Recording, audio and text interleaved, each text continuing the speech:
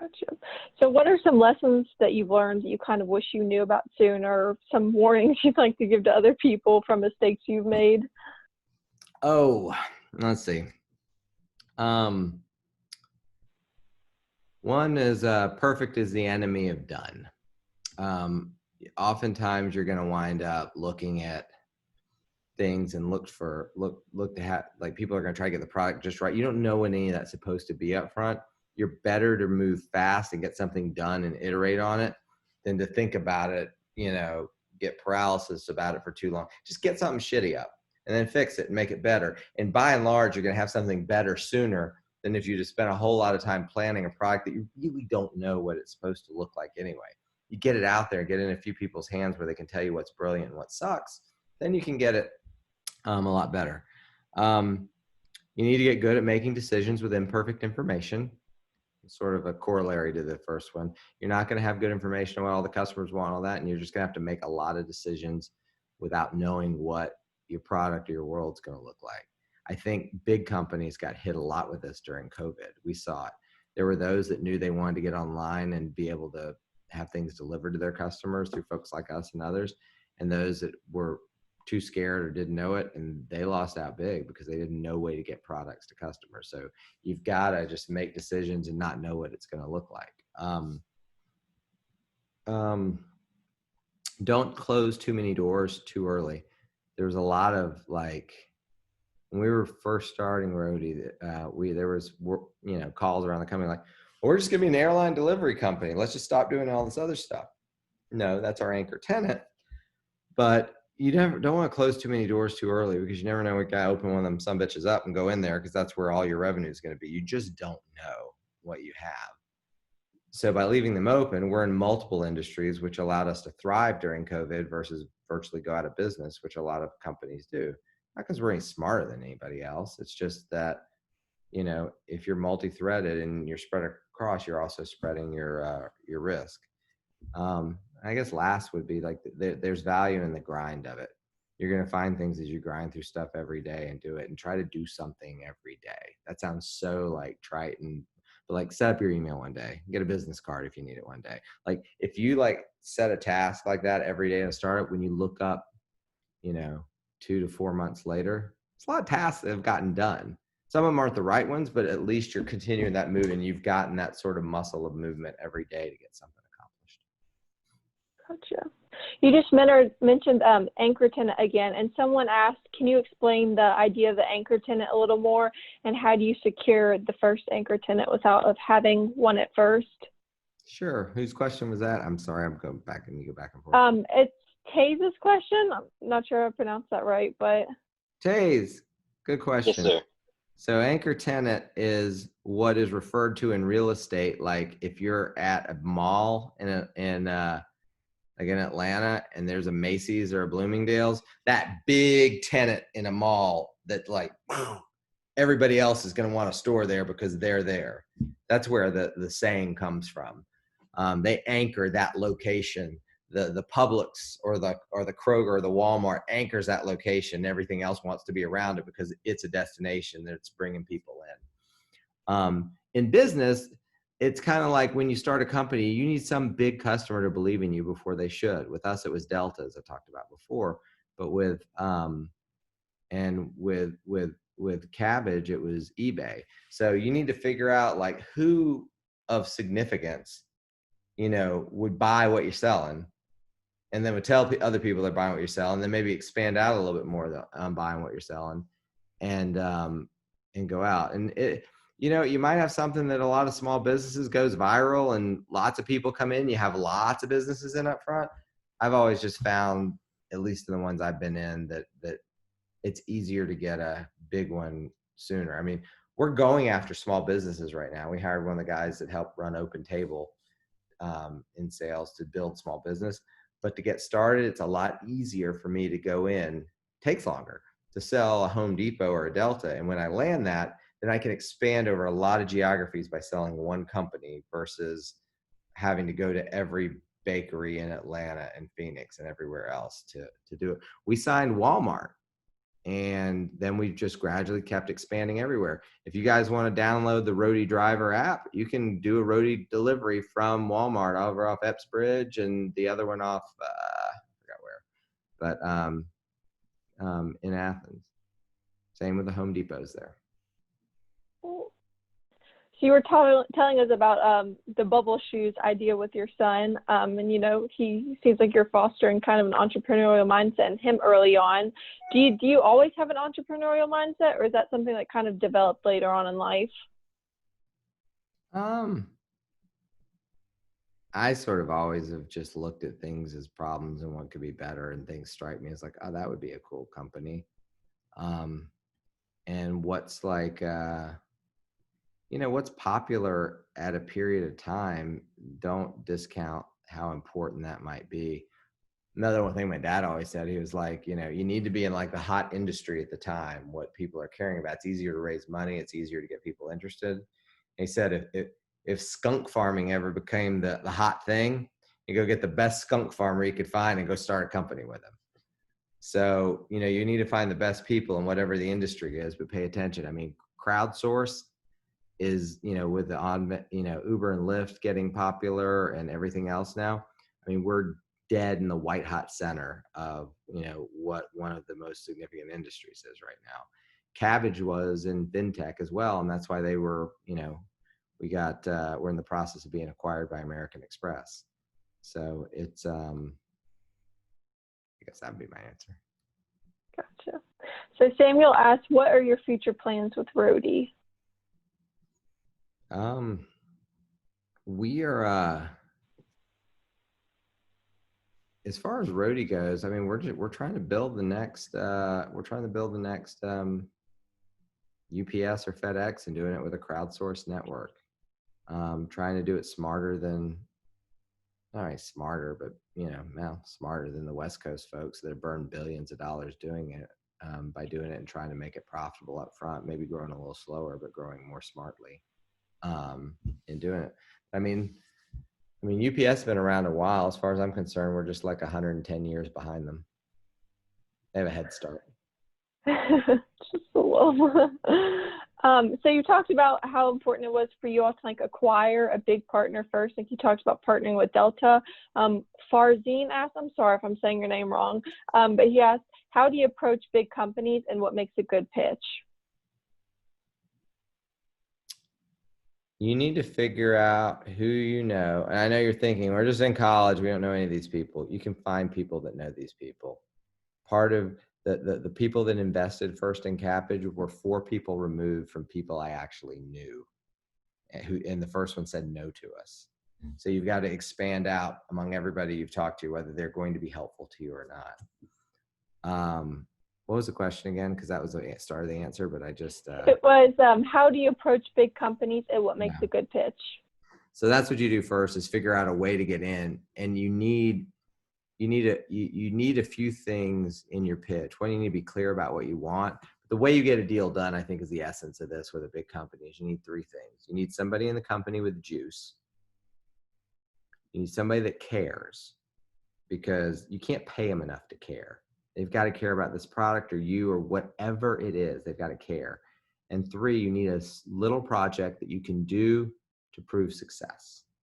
So for us with Roadie, Delta, Daytona Beach, we delivered 0 to 2 bags a day to dudes at Bike Week. Didn't matter. It proved it worked. And everybody in a big company, generally, I mean, everybody gets fired for hiring Roadie. Nobody gets fired for hiring who the big guy is. So you want to come up with something that proves to big company people that this isn't going to sink the ship. This isn't going to be a big deal. It's going to work, and it's probably going to work better. So, but you got to get somebody to care about it. Somebody's got enough juice in the organization to push through the inevitable bureaucratic crap that comes down that could stop it, and a small thing to start on, because it's much easier to work with somebody once you're working with them, regardless of the size of what that working together is. Gotcha. Bob asked, what piece of advice do you love to give, but you never get prompted enough? I get prompted a lot. Sure. Bob, you got to show yourself before I start answering questions. Hey, can people not see me? Oh, where are you? It's a different Bob. You're just Oh, I was talking about Yeah. me. Okay. Hey, Bob. Hey, how's it going? It's good. How we doing so far here? Brilliant. Doing great. Great. Nice. Um, Take a tequila shot and jump in the deep end of the pool. I love it. the question is, What piece of what advice do you advice? love Yeah, giving? I mean, you've heard a lot of what I mean, people are the biggest thing. I mean, I was reading this thing that Reed Hastings of Netflix put out the other day about like why they pay, the creative workers that much more. Like high quality folks are so much more than worth than average. So like I wouldn't scrimp on people. Like get the absolute best, smartest people because they can do the work of many. I'd rather have one or two really like crazy, incredible, smart, on it people than like five average performers. Because it will make, if you're starting something, it will make your life way easier to have people that can just do their jobs and do it well. Because that's why they're there, is to do those jobs, not for you to help them do it or micromanage it. If you're ever micromanaging people, you have the wrong people. Gotcha. So Hari kind of asked the question, kind of going off of what you're talking about, how it's super important to hire talented people. He was just basically touching on the fact that, when you get your initial employees and a startup, funding's kind of tight. How do you really retain your initial employees when they're probably going to be getting a higher paying job elsewhere than at your company, but how do you really retain them and get them to believe in your vision? Yeah, sell them. That's the whole part I was talking about in journalism is you've got to create a story that you're selling investors, you're selling your employees about, why do they want to join this? Why do they want to join your movement? Why and there's different things that work. I mean, people want to like, it might be an environmental clause that people care about within it. But a lot of people, I tell when I meet with the customer service people, I want to make you rich. I want to make you rich in experience. I want to make you rich in being able to expand into other jobs. I want to tell you about everybody that started in customer support and is now in QA or in different departments. So they're moving their careers by not going elsewhere, but staying right here. And I want to make you a lot of money on options and things that you will get as being part of the company. I want to make everybody an owner. And then you have to foster that culture. And if you get it right and you get that lightning in a bottle, it'll be very clear who, when they come in, doesn't need to be there. I mean, if you have the right culture and somebody comes in who's not a good fit for it, the body will reject the organ quickly. Gotcha. So our next question is, what are some techniques you use to keep from getting overwhelmed with your work? No, I don't have any. No.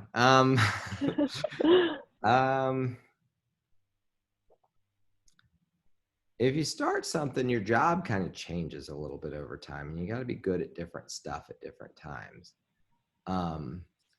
Somebody told me if I'm worrying about like this one account or the other, that I'm not doing my job well, because I need to be thinking about what's happening next year and how we get the pieces in place to do it. So one way I do that is make sure that I'm giving the autonomy to other people to do their job. I mean, my COO, over time, our relationship is great. It's full of trust, but it has changed over time in terms of like how much I'm just turning him loose to go and decide stuff. And he intuitively knows what to call me about and talk about and update about. But then there's times where we've got to make some pretty quick decisions, and everybody's going to want to meet on it for 2 or 3 weeks, and you just got to make a call. We're going to change a few things in the app in terms of cancellation fees and what we pay with drivers, because we frankly pay them too much and they've been gaming the system. So we can sit around and wait and lose money for longer, or we can just make the decision and then see what happens. And I kind of in the make the decision and see what happens mode.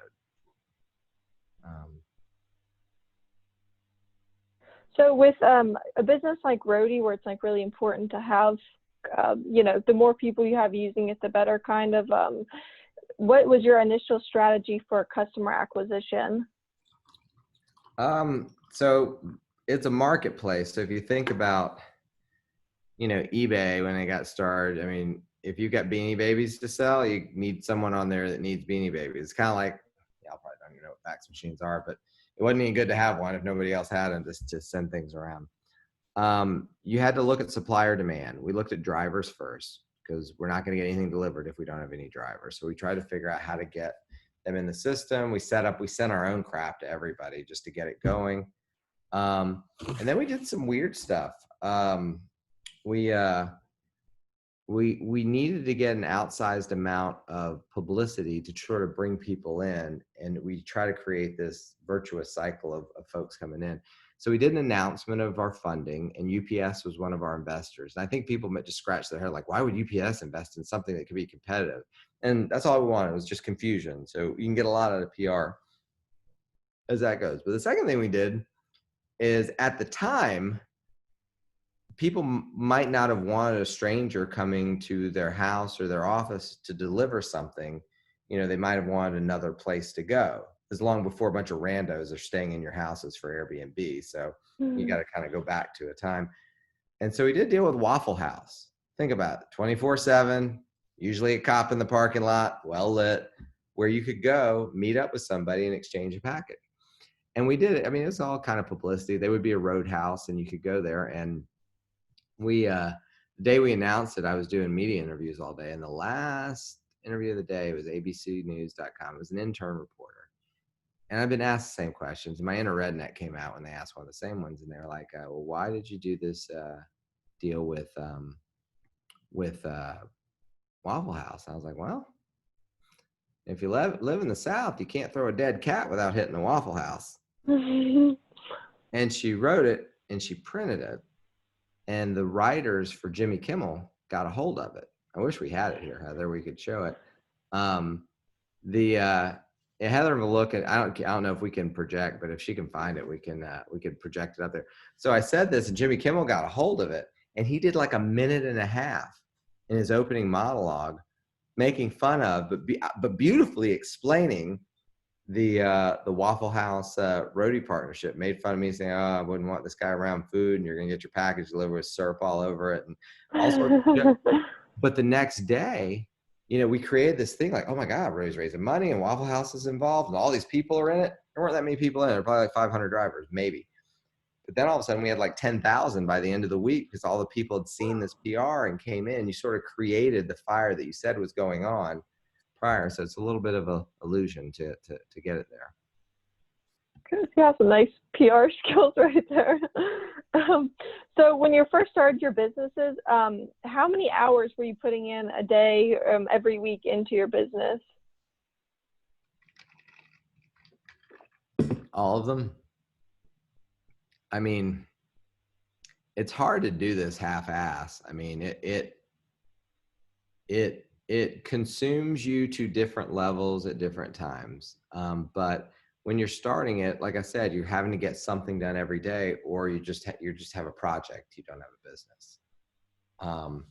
So you've got to do that. It's hard to relax. It's very rewarding. It's really fun to build something and build teams and make people more awesome in their careers when they go on and do other stuff. I mean, I love making folks successful because they were around something I was involved in, but it's a lot of work. The only time I don't know if I've ever said this before, but like the only time I actually relax in it is there's a period after a fundraise when money has come in. Not that people committed, but like it's in the bank.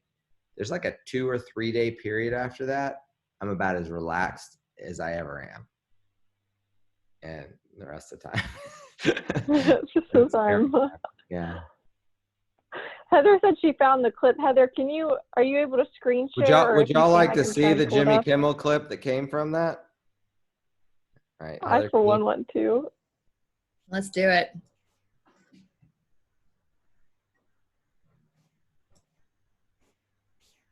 Are you able to screen share, Heather?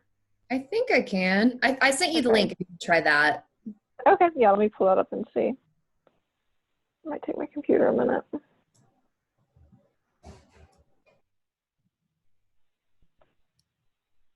So are y'all in all different schools around the university, or all business school, or like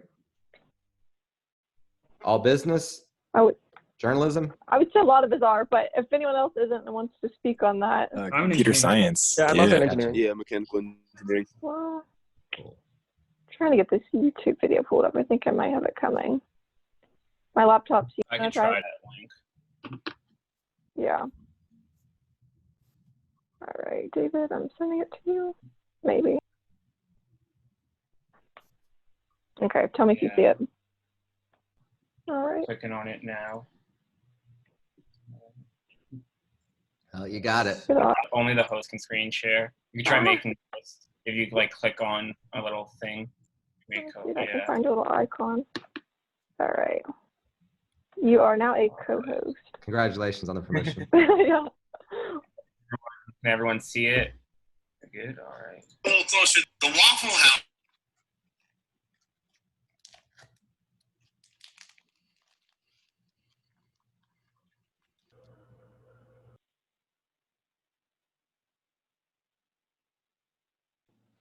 Yeah, we can't really hear it, guys. Yeah. David's the audio coming through. Yeah. It's coming through my computer. It could be here. Wait. Tell me if you guys can hear it now. Waffle House is teaming up with an app called Dropped Off Adult. Use the app and you connect with it where it will be covered. Decided to partner with Waffle House because which sounds rude, but there are a lot of the cost for delivery will range when there's a driver headed in that direction, or if you need faster. I like that. That's a good way to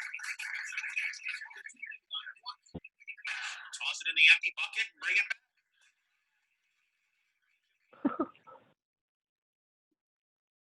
Thanks, David. Thanks for sharing that. Yeah. What year was that, Mark? That was 2014. That was a couple months after we announced the company. Oh, wow. Okay. Yeah, it's crazy to be able to get that type of press early on. Yeah, but it started creating a thing. I mean, we had to get the sort of the wheel spinning. And that's really hard to do, from a cold start.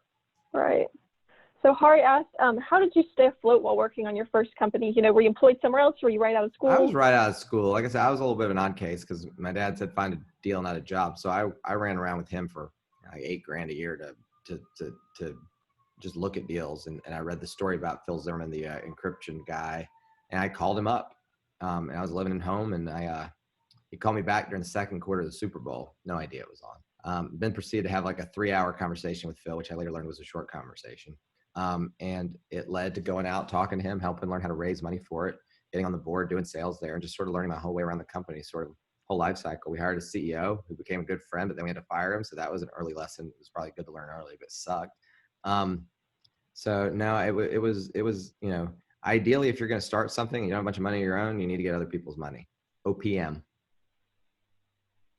Gotcha. So Alex asked, what would you recommend that students do right now if they're looking to start their own business someday for all the aspiring entrepreneurs out there? Take communications classes, learn how to speak and to write and to be persuasive and convince people to do things you need them to do, because there is no higher level skill of doing this. You can hire lawyers, you can hire accountants, but you can't hire someone to sell your vision. You've got to be able to do that, and you've got to be able to tell the story in a relatable way that's not just death by PowerPoint, but like, you know, how do you make them to relate to the, you know, the heroine in the story that really wants to get something at Cabbage. We had all these Bell people with, and then Mary Francis, who runs marketing for Roadie, we met with her, and she was a sort of a deck master, and we created this little cartoon character named Bill. And Bill couldn't catch a break because he's a small business and he couldn't get money from Rich, who was another ugly cartoon character who's the banker Rich. And he couldn't get a fair break because it took, you know, it took people and paper and faxes and time to get a loan, and Rich would never do it.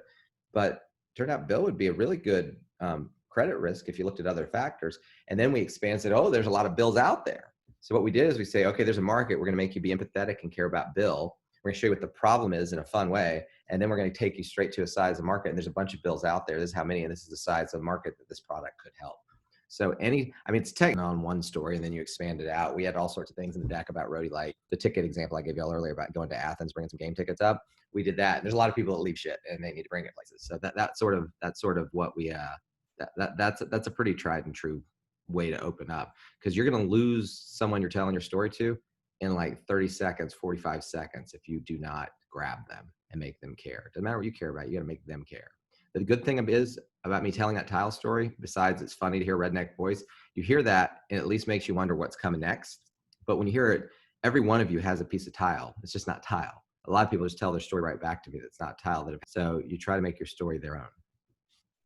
Gotcha. Definitely, I can see where that journalism major would come in handy with the connection there for sure.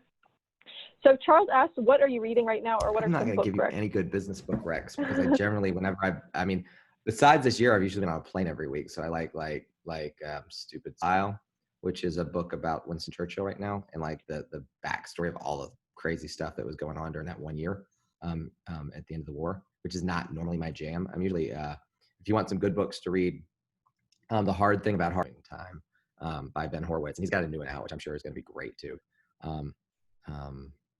Those would be ones I like. I like all the Michael Lewis books too. The one like the Flash Boys and ways technologies have overtaken different industries for different reasons than what's in there, but they're very well Gotcha. done. Well, I believe that is going to be our last question for the evening. If anyone wants to stay on at the end, and if you want to introduce yourself to Marc, or if thank you, Marc, for being our second speaker of the year, and thank you everyone for coming. Thank you for having me. This has been great. Happy to answer anything else if Thank you. Yeah, feel free to stay on if you've got any more questions.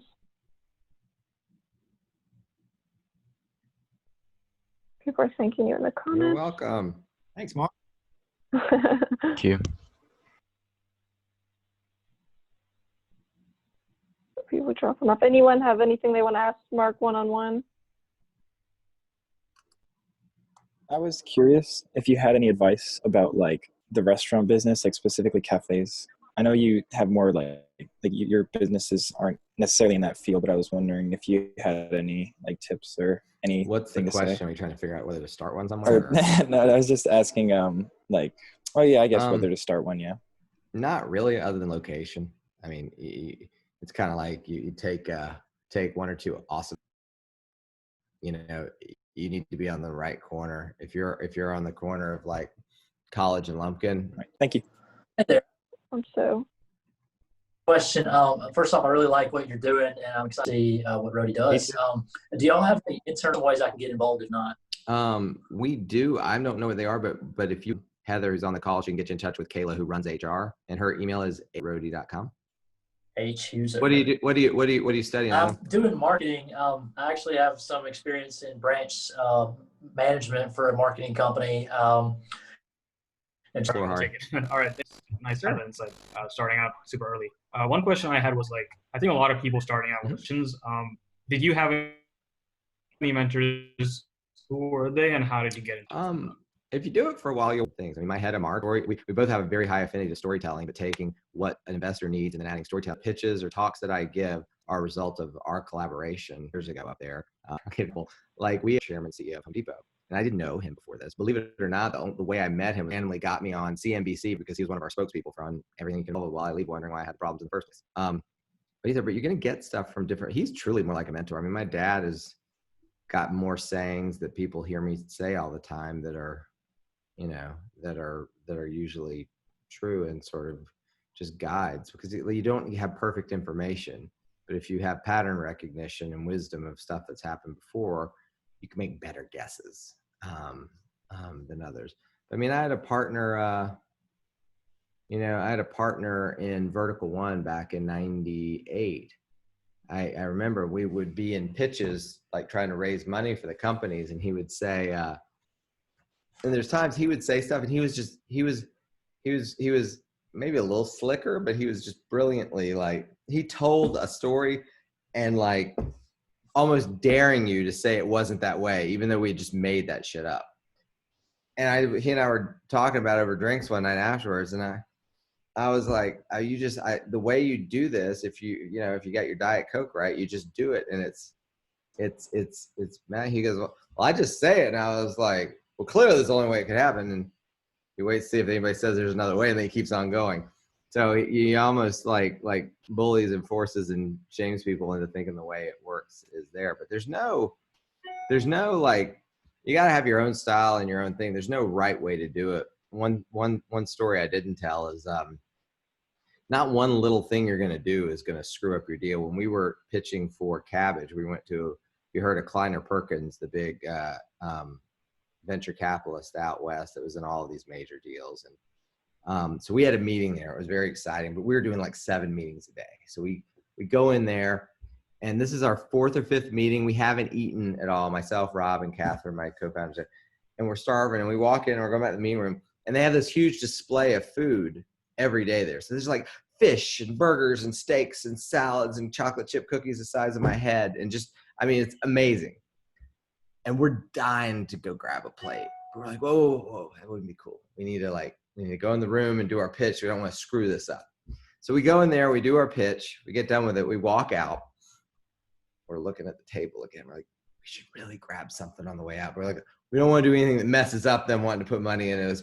God forbid we take a tuna sandwich or a chocolate chip cookie. So we leave and we don't eat. And a week later, whenever we hear back from them, and they're not going to proceed to invest. And the lesson in that is, if given the option, eat the food at Kleiner Perkins. It doesn't matter any of the little shit that you do. It's not going to be this huge impactful thing. So don't sweat all that small stuff. Just don't worry about stuff you shouldn't worry about. You need to be kind of hard charging balls to the wall. And if you're hungry, if I had to go back, I'd have grabbed a cheeseburger, a piece of fish, and a chocolate chip cookie. Thank you so much, Mark. Appreciate it. Sure. Thank you. We have time. If anyone has one last question, we'll allow one more question before I end the Zoom. Does anyone have something they want to ask? Mark, I just want to say thank you so much. It's super inspiring to hear an entrepreneur like you talk, especially from UGA. So hopefully someday I can hopefully be in the same passion and have the same passion and same place as you. It's really inspiring. So thank you. I really appreciate it. Alex, thank you for saying that. And I appreciate you listening to me from under your bunk bed.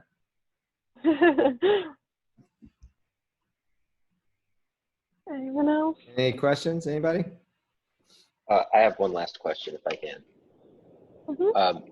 When you're in the initial stages, like the very early stages of that startup, and you for the first time bring those people into the room, those co-founders with you, how do you foster that environment of confidence with them so that they will proceed with you, and also set up an environment that's professional from the beginning so people understand how seriously to take this venture? That is a really good question. You might have gotten $100 if that challenge had been going. First of all, you don't need them to take it very seriously necessarily, because there is a lot of humor and just crazy shit that happens in making one of these starts. And in some ways, I think you've got to be a little bit crazy to do this in the first place. And people who are big company people, that's why they often don't leave big companies and start small ones to do it. It's hard to find that trust. There's a lot, Taze, that goes with just kismet and charisma and the way people interact, finding people that are good at things that you don't do. At Cabbage, Catherine knew a lot about the financial services industry. Rob was a lawyer by background. I generally knew how to raise money and get deals done. And we all tended to work really well together, and we could finish each other's sentences. If there was a press call or something, any one of the three of us could do it. And it allowed us to take work off of each other, but also get more done during the day. But figure out how to have that sort of trust. You got to spend a lot of time together. Another one of my dad's thing is you need to meet with these people that you're might get into business with multiple times, and talk to people who they've done business with before. You should meet the ex-business partners of everybody that you want to do business with, because one day you will be one. And so you can learn a lot from that. He also had like a 3 meeting rule. The first time you say this, everybody's got their manners on. Second time, ask by third time, you ask the same question again, you see how they react, they get upset. You want to see how everybody can handle a good day. You want to see what happens when you do get punched in the nose 5 times. Are they back at it and nothing's going to stop you? And we have bad stuff that happens within our app every day. When you have that much volume going through it, you can't help but have bad actors in there and stuff that happens that you wish wouldn't happen and you wish you could stop and you try. But you need people to not get down on it. You need to look at it as opportunities to just make it better every day. So spend time with them. You don't need to decide up front who gets what and all that. You need to see if you've got a good blend. That way you don't wind up having somebody in who's going to be out soon. And those can be necessary but uncomfortable divorces. That's a great question.